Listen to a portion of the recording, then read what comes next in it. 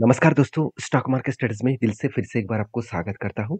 तो आज इस वीडियो के अंदर कुछ ऐसी इम्पोर्टेंस कंपनी के बारे में चर्चा करूँगा और कुछ कंपनीज़ के ऊपर सेबी ने बहुत बड़ा एक आरोप लगाया, तो उसके बारे में आपको ज़रूर जानना चाहिए क्योंकि जिस कंपनी के ऊपर आरोप लगाया गया है, उस कंपनी लगातार-लगातार भागते चले जा रहे थे। अभी उसके ऊपर होगा क्या, इसी के बारे में चर्चा करूँगा, तो वीडियो को पूरा लास्ट तक देखिएगा और अभी तक अपने चैनल को सब्सक्राइब नहीं किया तो ज़रूर कर लीजिएगा। देखिए, फर्स्ट जो कंपनी है जिसका नाम है एंजल वन। देखिए, एंजल वन के बारे में सबसे पहले मैं टेक्निकली चार्ट पैटर्न्स के ऊपर चर्चा करूँगा।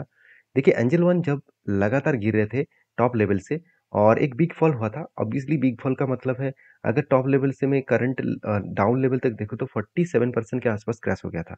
और मैंने आपको ये भी बताया था कि वो 50% तक क्रैश हो सकते हैं। इसका लेवल निकल कर रहा है 1920 के आसपास।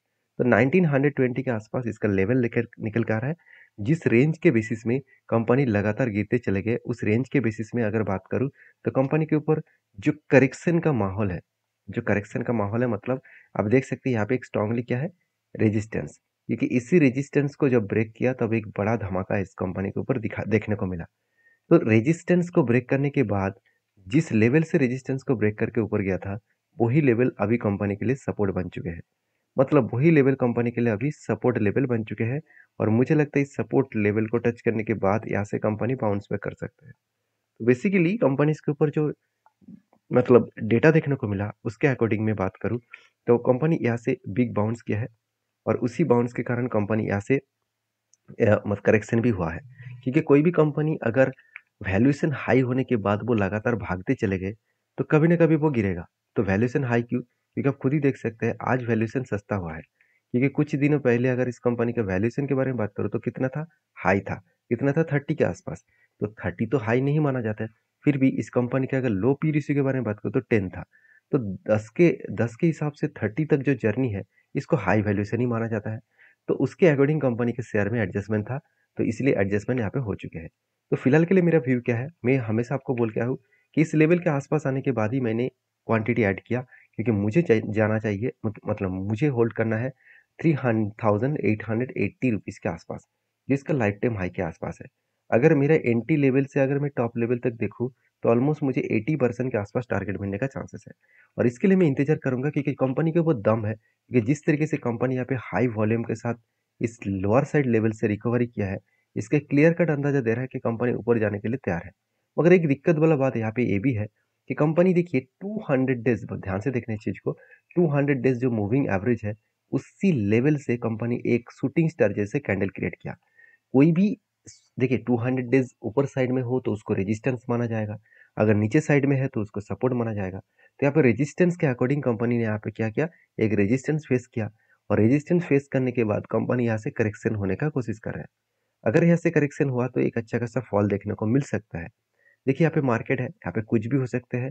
हाँ, मैं बुलिश हूँ, मैं पॉजिटिव रहूँगा इस कंपनी के ऊपर क्योंकि मुझे इस कंपनी का स्ट्रेंथ बहुत स्ट्रॉन्ग लगता है क्योंकि कंपनी का खुद के परफॉर्मेंस देखेंगे तो कंपनी का सेल्स भी इस बार हाईएस्ट हुआ और कंपनी का नेट प्रॉफिट भी पॉजिटिवली देखने को मिला, जो कंपनी को आगे बूस्ट करने के लिए काफ़ी है। बाकी आपके क्या ओपिनियन है ज़रूर कमेंट्स करना क्योंकि कंपनी के ऊपर इन्वेस्टर कोई भी माल बेचने के लिए तैयार नहीं है। उल्टा म्यूचुअल फंड ने 7% होल्डिंग को 11.5% तक लेके गए और एफआईएस ने कितना किया 11% होल्डिंग्स को करीबन 15% तक लेके आए। मतलब इंस्टीट्यूशन ने अच्छा खासा होल्डिंग्स को वो कंटिन्यू करा है। तो मुझे लगता है जो सिचुएशन क्रिएट हुआ है उसके अकॉर्डिंग कंपनी अच्छा खासा यहाँ पे जर्नी जरूर कर सकते हैं। तो बाकी इस कंपनी के ऊपर आपके क्या ओपिनियन है जरूर मुझे कमेंट्स करके बताना। नेक्स्ट जो कंपनी जिसका नाम है राजेश एक्सपोर्ट, इस कंपनी के ऊपर मैं बहुत सारे वीडियोस आपके साथ शेयर किया हूँ।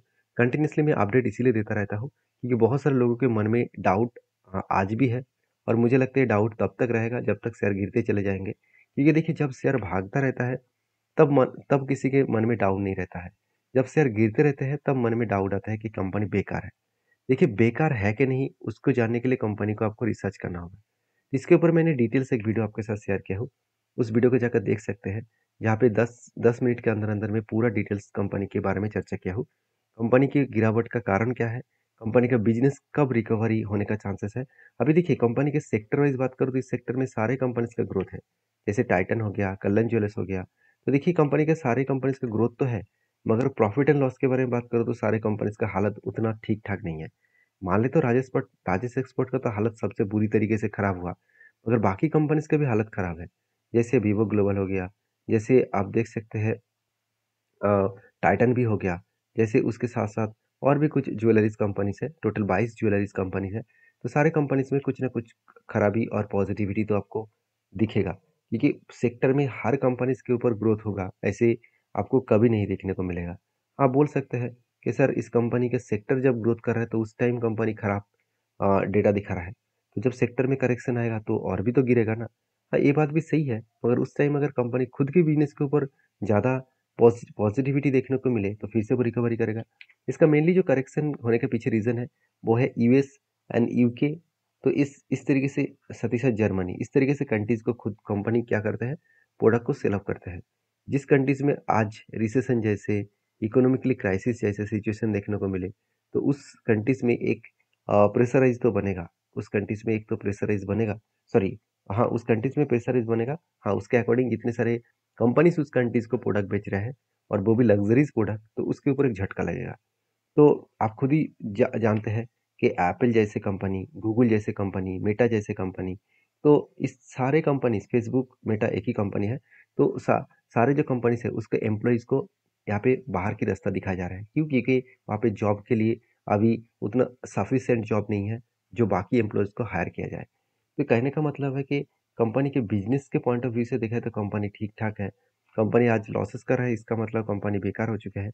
ऐसे बोलना गलत होगा, क्योंकि company 40% market share all over India में, सॉरी, ऑल ओवर वर्ल्ड में कंपनी अकेला लेके रखा है, और वो भी गोल्ड माइनिंग के ऊपर। तो इतने बड़े पोटेंशियल इस कंपनी को देखने को मिला। आप यहाँ पे खुद ही जाकर इस डेटा को देख सकते हैं। मैं चलो एक बार आपको दिखाई देता हूँ और भी आपको सारी चीज़ क्लियर हो जाएगा। मैं यहाँ पे आपको डेटाबेस में आपको दिखा देता हूँ। देखिए, यहाँ पे आपको खुद देखने को मिलेगा कि ओवरऑल कंपनी, सॉरी, यहाँ पे आप देख सकते हैं कंपनी की गोल्ड कब से बिजनेस स्टार्ट किया, 1989 में।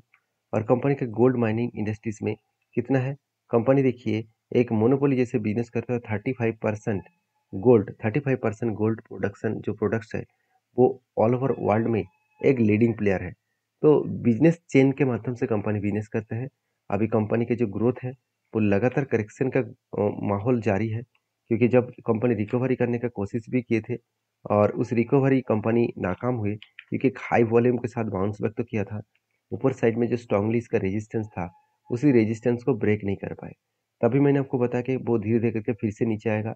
और नीचे लेवल में दो लेवल आपको देखने को मिला है, 240 का और एक है 275 का। ये दोनों लेवल तक आने का चांसेस है, क्योंकि ये दोनों लेवल ही कंपनी के लिए एक स्ट्रांगली सपोर्ट जोन है। तो इस सपोर्ट लेवल तक कंपनी आने का कोशिश करेंगे। तो बाकी आपकी क्या ओपिनियन है, आपके क्या व्यू है, जरूर मुझे कमेंट्स करके बता सकते हैं। तो नेक्स्ट जो कंपनी है उसके बारे में बात करूँ, उसका नाम है सेंट्रल डिपॉजिटरी सर्विसेज लिमिटेड। तो central depository services limited basically एक ऐसे कंपनी है जिसके ऊपर बात करूँ तो कंपनी का जो टोटल मार्केट कैप है 31,200 करोड़ के आसपास इसका मार्केट कैप है। तो देखिए, इस कंपनी के बारे में मैं आज इसलिए बात कर रहा हूँ क्योंकि इसके ऊपर एक सेबी ने बहुत बड़ा आरोप लगाया। वो सबसे पहले मैं आपके साथ शेयर करूंगा, क्योंकि कुछ दिनों पहले कंपनी ने बोनस इशू किया था, जिसके चलते कंपनी का शेयर प्राइस 50% कम हो गया। तो लोगों के मन में बहुत सारा उत्सुक है कि कंपनी सस्ते में मिल रहा है तो इस कंपनी के ऊपर काम करना चाहिए। तो देखिए, काम तो जरूर करेंगे। उससे पहले देखिए, कंपनी के ऊपर सेबी ने एक रेस्ट्रिक्शन लगाया जो मैं आपके साथ शेयर करूंगा। देखिए, CDSL pays 1.3 crore to settle allegations of, आप देख सकते हैं, वायलेशंस ऑफ सेबी के जो रूल्स है उसको वायलेशन किया है, और इसके चलते हुए कंपनी के ऊपर एलिगेशन लगाया गया था, और उसके अकॉर्डिंग 1.3 करोड़ कंपनी को एज अ पेनल्टी के बेसिस में देना पड़ा। तो देखिए, CDSL के लिए सिर्फ CDSL के ऊपर नहीं, बहुत सारे ऐसे कंपनीज हैं इसके ऊपर इस तरीके से आरोप लगते रहते हैं और उसको पेनल्टी देना पड़ता है। तो जो लोग सोच रहे हैं कि इस तरीके से आरोप लगने से कंपनी के ऊपर कुछ प्रेशर आ जाएगा, कंपनी के कुछ खराबी होगा, तो उसके लिए बता दूं, कंपनीज के ऊपर ऐसे कुछ भी नहीं है। कंपनी के सारे पॉइंट पॉजिटिव है, कंपनी के ग्रोथ भी स्ट्रांग है। हाँ, कुछ मार्केट में इस तरीके से वायलेशंस तो होगा ही, तो उसके अकॉर्डिंग कंपनी को 1.5 लाख, सॉरी, 1.30, मतलब 1,30,00,000 रुपया कंपनी को पेनल्टी देना पड़ा। तो कंपनी के लिए कुछ फर्क नहीं पड़ेगा, क्योंकि वो कंपनी की जो टोटल नेट प्रॉफिटेबिलिटी है वो बहुत स्ट्रांग है। 134 करोड़ के आसपास इस बार प्रॉफिट किया कंपनी। तो इसका मतलब कंपनी में स्ट्रेंथ है, साथ ही साथ कंपनी के हाथ में रिजर्व भी है, करीबन 1,300 करोड़। इस रिजर्व से अगर कंपनी को 1.5 करोड़ के आसपास देना भी पड़े तो उसका कुछ फ़र्क नहीं पड़ेगा। हाँ, एक नेगेटिव पॉइंट्स तो ज़रूर है, कि ये कोई भी कंपनी के ऊपर आरोप लगने का मतलब है, उसके ऊपर एक रिस्ट्रिक्शन जैसा है। लोगों के मन में एक डाउट जैसे क्रिएट हो जाता है, तो कि कंपनी के ऊपर आरोप लग रहा है मतलब कंपनी के अंदर कुछ झोल चल रहा है। तो आपको वो सब चीज़ तो देखना ही होगा, साथ ही साथ कंपनी का परफॉर्मेंस भी देखना है। उसके साथ-साथ कंपनी के ऊपर इन्वेस्टर क्या कर रहा है वो देखना है। देखिए इन्वेस्टर के हिसाब से बात करूँ, तो प्रोमोटर के से लेकर म्यूचुअल फंड ने तो सारे हाथ पार कर दिए। साढ़े 8% होल्डिंग्स को आज 15% तक लेके गए और एफएस ने साढ़े 8% होल्डिंग्स को कंपनी के ऊपर 14% तक लेके गए। तो एक हाई लेवल का कंपनी के ऊपर यहाँ पे ग्रोथ देखने को मिला है। और इसी ग्रोथ के बेसिस में कंपनी के ऊपर अच्छा खासा यहाँ पे जंप देखने को मिल सकता है।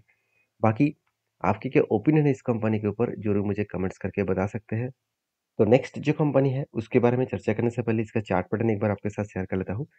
देखिए कंपनी बोनस सॉरी स्प्लिट देने के बाद कंपनी का प्राइस एडजस्टमेंट हो चुके हैं। कंपनी के ऊपर देखिए आप यहाँ पे देख सकते हैं कंपनी एक्चुअली यहाँ पे 2:1 रेशियो का यहाँ पे स्प्लिट दिया था। एक्चुअली कंपनी स्प्लिट नहीं दिया, कंपनी बोनस दिया था।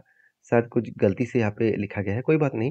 कंपनी देखिए एडजस्टमेंट प्राइस के बाद कंपनी देखिए लगातार जो भागते चले जा रहे थे और उसके बाद भी देखिए कंपनी छोटे-मोटे यहाँ पे करेक्शन कर रहा है। क्योंकि कोई भी स्प्लिट एंड बोनस आने के बाद कुछ टाइम ऑफ पीरियड में कुछ क्वांटिटी को सेल ऑफ किया जाता है। मान के चलिए मेरे पास अगर 100 शेयर है और 100 शेयर यहाँ पे क्या बन चुके हैं 1:1 का बोनस के अकॉर्डिंग में मेरे पास 100 का शेयर 200 हो गया। तो मैं तो कुछ क्वांटिटीज़ तो बेचना चाहूँगा। तो मैं कुछ क्वांटिटीज़ को यहाँ पे ज़रूर बेचूँगा। तो जिसके चलते बड़े-बड़े इन्वेस्टर यहाँ पे माल बेचता है, तो कुछ करेक्शन मोमेंटम आपको देखने को मिलेगा। तो इसके लिए आपको चिंता करने की ज़रूरत नहीं है, कंपनी में दम है, तो कंपनी आगे ज़रूर बढ़ेंगे। तो नेक्स्ट जो कंपनी उसके बारे में बात करूँ, उसका नाम है सफायर फूड्स इंडिया लिमिटेड। तो सफायर फूड्स इंडिया लिमिटेड छोटा-सा कंपनी है, 10,200 करोड़ के। तो इस कंपनी के ऊपर अपडेट यही है कि कंपनी स्प्लिट देने जा रहा है 5 तारीख को, हर एक के बदले 5 शेयर। क्योंकि इसका फेस वैल्यू ₹2 है और कंपनी का पहले फेस वैल्यू था सॉरी कंपनी फेस वैल्यू ₹2 बनने जा रहा है, पहले था 10। तो इसका मतलब हर एक के बदले कंपनी 5 शेयर देने जा रहा है। तो इस डेट को याद रखना, इस सारे कंपनीज़ के ऊपर एक बार डीपली रिसर्च करना और खुद के हिसाब से काम करना क्योंकि मेरे तरफ से कोई भी बाय एंड सेल का रिकमेंडेशन नहीं है, क्योंकि मैं कोई सेबी रजिस्टर्ड पर्सन नहीं हूँ। तो मिलते हैं नेक्स्ट वीडियो में, तब तक के लिए धन्यवाद।